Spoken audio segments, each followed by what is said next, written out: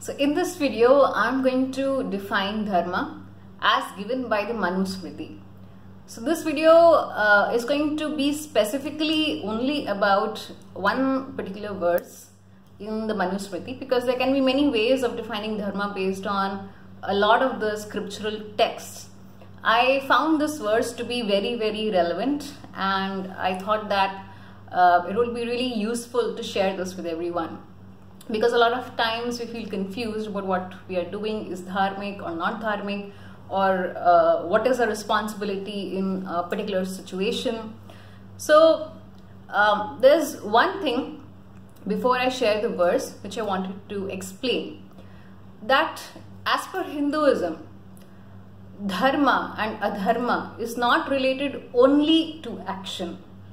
Of course, there is going to be some action, but it is the context of the action also which is extremely important. So it is not just the actions, it's not just an action like teaching someone, or it is not just the action like, you know, doing something in the material world.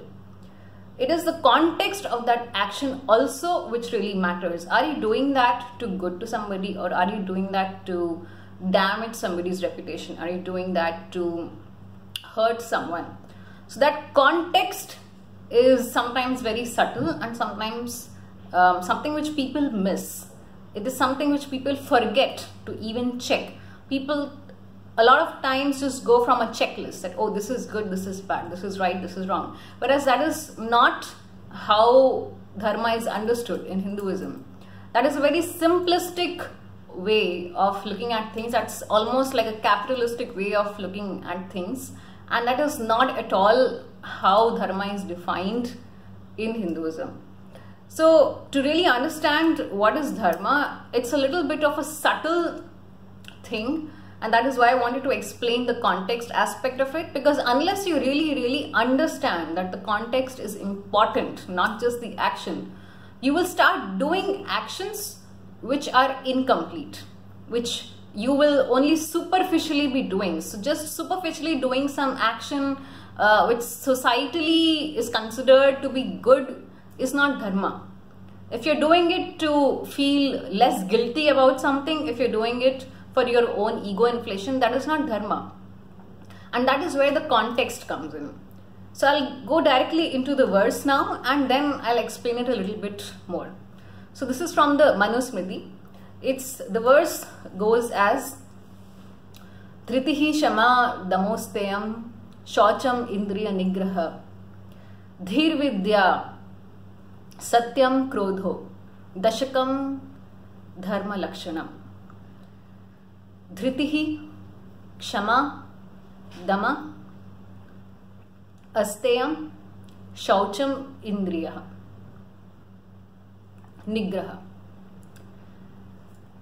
Dhi itself is a word, Vidya, Satya, Akrodho, Dashakam, Dharmalakshanam. Now this is the 6th chapter, 92nd verse. Now I'll give the meaning of each of these. This is basically what the verse says is, I'll read out the translation. Patience, forgiveness, mastery over the mind, non-stealing, purification, inner and outer, mastery over the senses, intranalizing and introspection, knowledge, truth, no anger. These are the 10 signs of Dharma. I'll speak a little bit on each of these words just to give the correct context of what it really means as per this verse. So Dhritih is the first word, and it is not a coincidence. It's what I felt. It's not a coincidence that Dhritih is mentioned as the first word in this verse. Patience. Now, the first thing is patience. A lot of times when we are trying to practice Dharma, dealing with a lot of people, dealing with a lot of ups and downs, dealing with a lot of difficulties, patience is what we run out of a lot of times. And patience is given as the first quality, as the first attribute, as the first requirement of Dharma. If you don't have patience with yourself, with situations around you, with people around you, you will not be able to live dharma. Patience in every aspect, in implementation, in holding the right ideas about what you're doing. Patience in everything, literally. So patience is what is given as the first quality of dharma itself. It's not just a societally good quality or something you do outside. It is something you'd feel inside. Patience, having that patience inside. Kshamaa is forgiveness. So a lot of times people understand that forgiveness is only in the context of other people. You forgive other people. Whereas a lot of times the reason why we are not able to forgive others is because we are not able to forgive ourselves. And a lot of times this is something which people forget or they don't remember in a certain situation.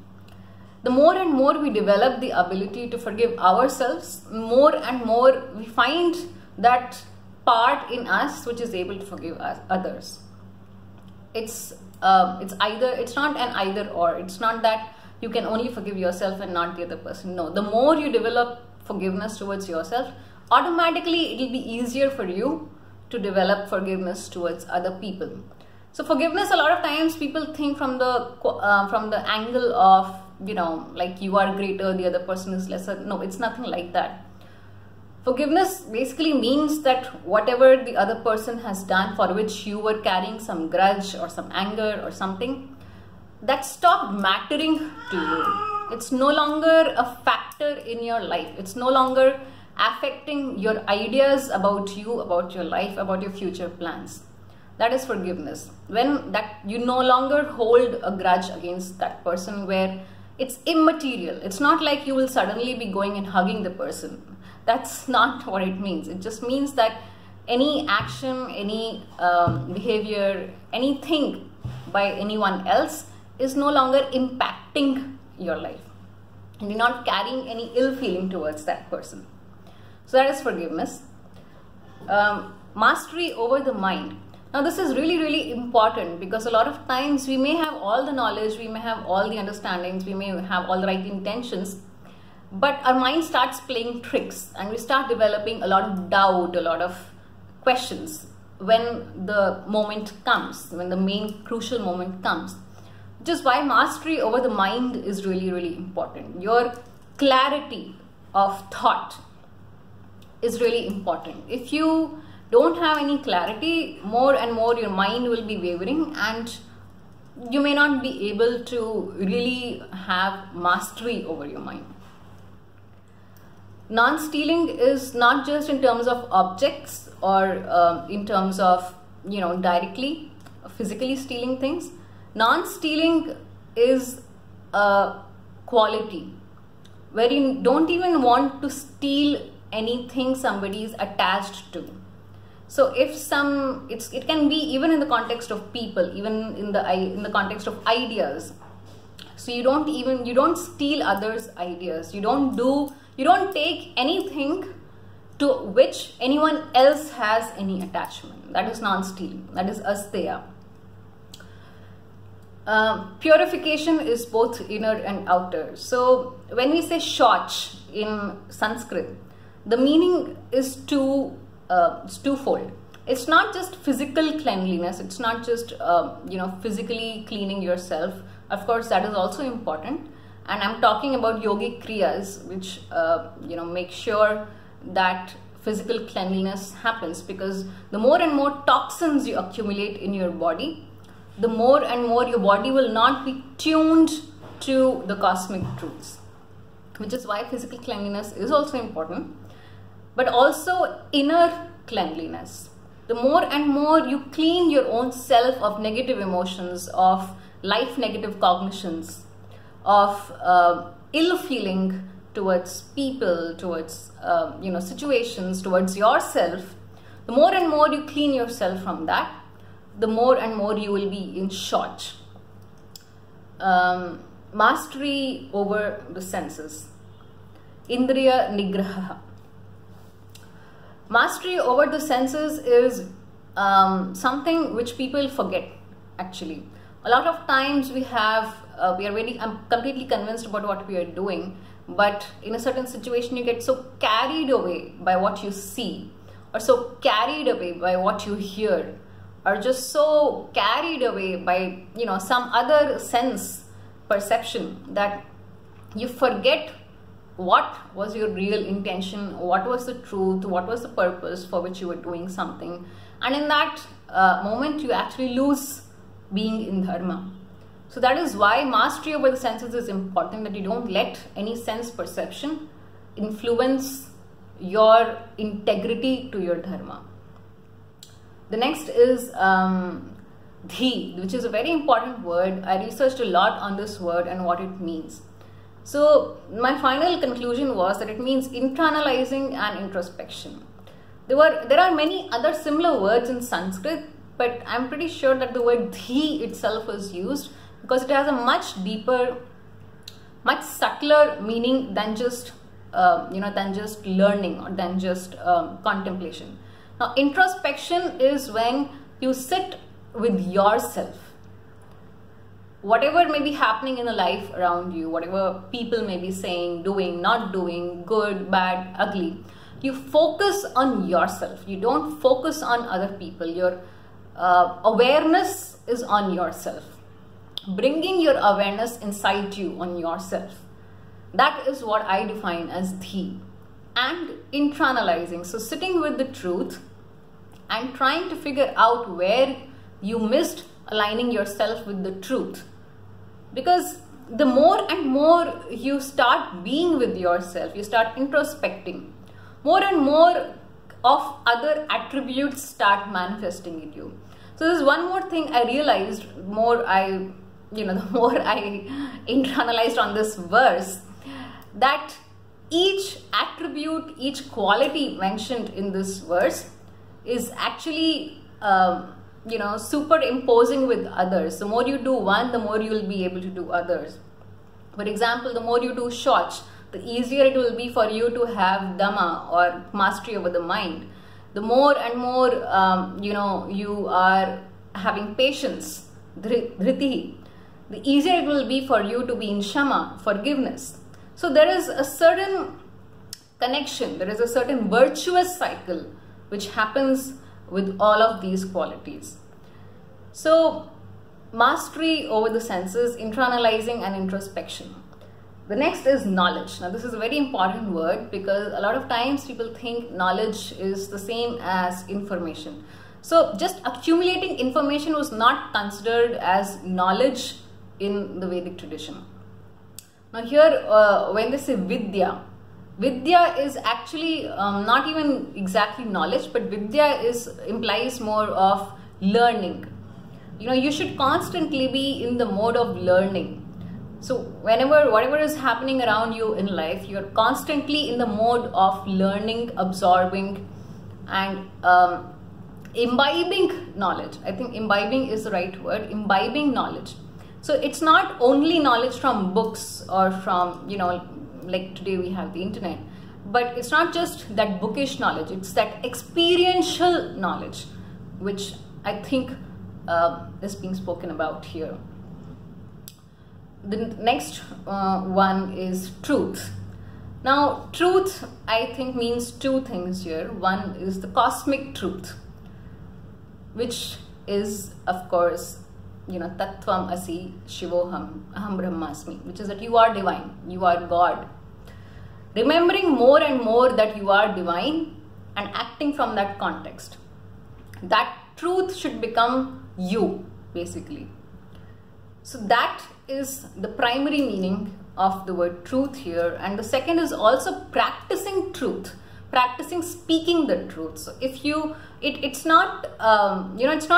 it just does not work when you want to live these high values and these high qualities. But in your day-to-day life, if you're lying, if you're cheating, if you just spontaneously lie to somebody or you purposely lie to people around you, that does not work. You cannot live the higher truth. You cannot be in dharma if in your day-to-day life you are lying. So obviously it is a self-contradiction if you want to think you are divine, or if you want to be more and more in the space of being divine and you think it is okay to lie in your everyday life. It doesn't work like that. In life, cosmic perspective, there's no such hypocrisy. So truth means that, and no anger. So the verse does not say controlling your anger, mind you. It just says akrodha. A means there is no krodh. You don't have any anger. So even when you are implementing dharma, when you are doing something for dharma, you're not acting from the space of anger, which is very, very important. A lot of times, especially in recent times, most of the times people do things for dharma, but they forget that anger is not a part of dharma. So if you remember, even in Bhagavad Gita, I always want to come back to this example, but I wanted to wait till I finish all the 10 qualities described. In Bhagavad Gita, of course, Bhagavan Shri Krishna describes all of these to Arjun, and he makes sure that Arjun is not in that space of violence or anger before he wages the war, because Mahabharata was a dharma yuddha. So you cannot fight a dharma yuddha if you're not living dharma. So anger is not a part of dharma, and it is not that you control your anger. It is not that you try to suppress your anger. No. When you naturally don't have any anger on the other person, that is what is meant by akrodha. He's not saying anything like nishkrodha. There are many other possible conjugations, but he's not used any of those conjugations. Akrodha simply means not having anger. So the more and more you practice, I personally feel like that word akrodho was mentioned last, because when you practice all the other 9, it will automatically become more and more easy for you to be in the space of no anger. You will automatically lose your anger the more you live with all the other 9 qualities. So it is sort of like the first 9 should lead you to the space of no anger. If you're still having anger, you have probably missed some of the previous qualities. So, and when you remember the truth that you are divine, it also means that all that exists is divine. Everything is divine. You are the existence, and existence is you. So when you think more and more about your life, about what you're doing, your actions from that space, automatically your anger starts dissolving, starts disappearing. You don't need to suppress it. You don't need to control it. So this is a very in-depth understanding of dharma, which I wanted to share based on my experience. And I think this definition is a very succinct definition, because it really gives us a yardstick to understand whether we are in the space of dharma or not. So when you start living dharma, when you start practicing dharma, it may be possible that you're not always in that space. That there are times when you don't feel like forgiving somebody. There are times when you feel angry. There are times, where you are not in the space of mastery over your mind. But this at least gives us a yardstick to know that we are missing something, in being dharma, or being a dharmic person, or being dharmic in a certain situation.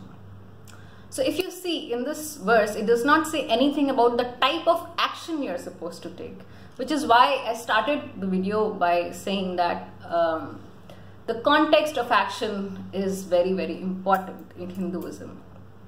So when you're living all these qualities, when you are aligned with these qualities, then the action you take is a dharmic action. So if you have questions, please do ask, and thank you for watching.